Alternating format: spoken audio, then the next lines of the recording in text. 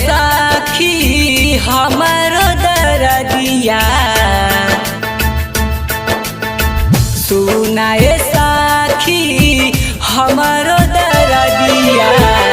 सैया बाटे मजबूर हो पापा हमरे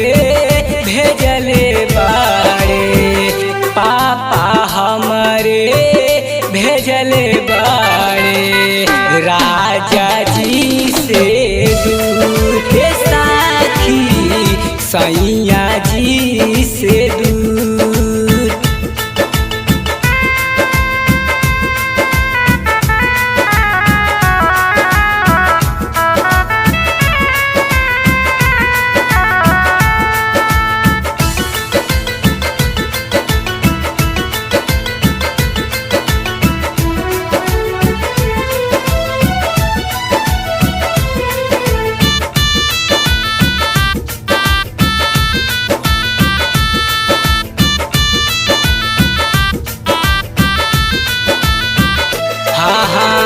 माई जनम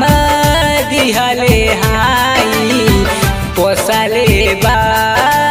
हमर भतार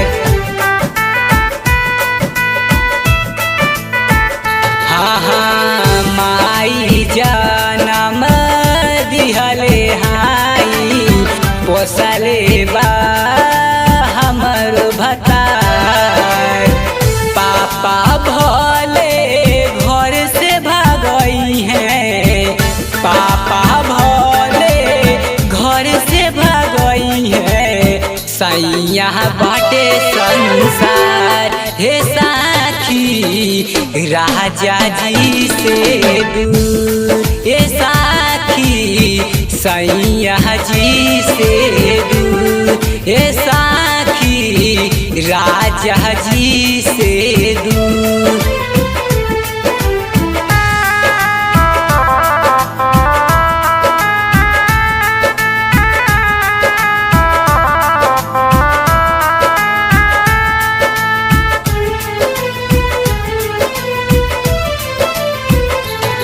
अनुज भया नावा हो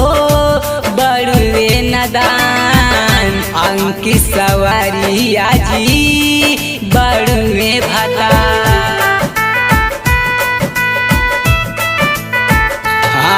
अनुज भया नावा हो बड़ुए नदान अंकित सवारिया जी बड़ुए भता चाहे नामक रोटी खिलाई है चाहे नामक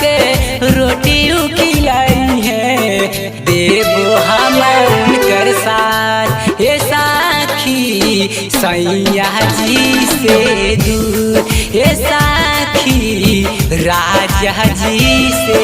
दूर हे साखी राजा जी से